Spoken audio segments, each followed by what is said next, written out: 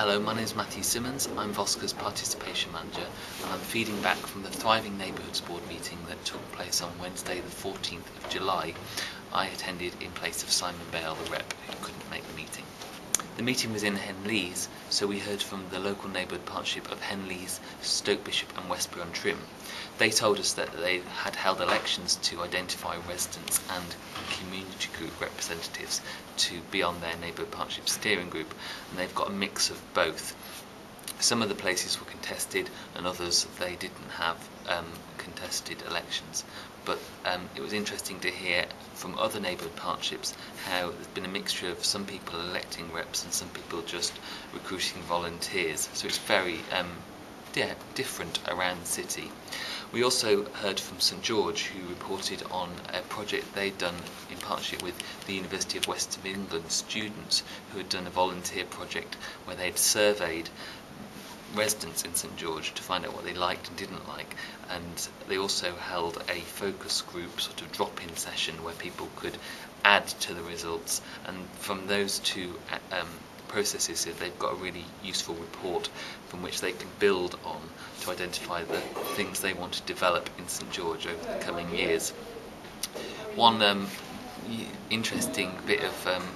good practice was that the students used the general election as a way to engage with residents who were going out to vote by approaching people as they were coming out of polling stations and asking if they would mind answering the survey, so that was a really good example. St George also told us that they have elected Grenville Johnston as the chair of the neighbourhood partnership, so that now makes 6 or 7 neighbourhood partnerships out of 14 where the chairs are elected residents as opposed to councillors. And people were talking about the importance of neighbourhood partnerships being led by residents and not just by councillors, that councillors have a really important role to play, but if it's going to be a partnership you need to get that voluntary and community buy-in as well. Di Robinson, the Director of Neighbourhoods, presented a paper on the work programme for the Thriving Neighbourhoods Board and proposed 3 task and finish groups that will look at issues that have been highlighted as priorities for the board. These are supporting and empowering leadership of neighbourhood partnerships, improving communication on neighbourhood partnerships, and improving communication between the Bristol Partnership theme boards and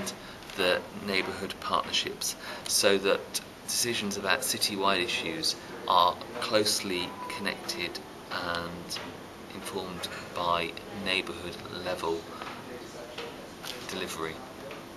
The Pride of Place project will also be a task and finish group over the next year. That's a project that's seeking to highlight and celebrate many good examples that are going on in neighbourhoods of people working together in partnership to improve their communities. I proposed that the task and finish group should involve experts from outside the Thriving Neighbourhoods Board, so hopefully there will be input and knowledge from voluntary community sector as well into addressing and improving some of these issues. Di Robinson also proposed that they have a very short lifespan, perhaps even meeting as little as 3 times, so that they have focused work and get their reports completed relatively swiftly. Di Robinson also presented a process map for neighbourhood partnerships which highlighted how all the issues that get fed into neighbourhood partnerships are collated and where they go, how they're actioned and by who. That's really useful, and we'll try and get a copy of that put up on the Voscur website for people to see. Jackie Bevington gave a health update to the Thriving Neighbourhoods Board, but unfortunately that was out of date by the time she got to present the report, given that the government announced this week that the primary care trusts for which she works are being scrapped from 2013. So the functions that they currently undertake are being split, so commissioning of health services will go to general practitioners and the health promotion will go back into the local authority. So Jackie said that although they had planned to have health representation on all the neighbourhood partnerships. Because of the changes, it looks now as though the only representation there will be on neighbourhood partnerships will be from the health promotion side when there are officers working in a neighbourhood partnership area, so there won't be a consistent or regular health representation, which raises questions about how do you engage with health issues at a neighbourhood partnership level. So there's going to be further work to look into that when things become clearer. I raised that the announcement on the PCT was just one of a number of announcements by the government on spending cuts and ending of certain projects which are going to have a huge impact on neighbourhoods and on voluntary community groups in those neighbourhoods that do so much work and are going to be so important to contribute to neighbourhood partnerships. I circulated a paper that Voscur has drafted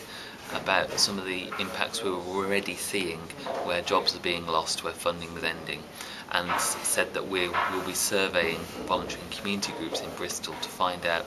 what further impacts are happening and monitoring that. And I suggested that the Thriving Neighbourhoods Board needs to keep a very close eye on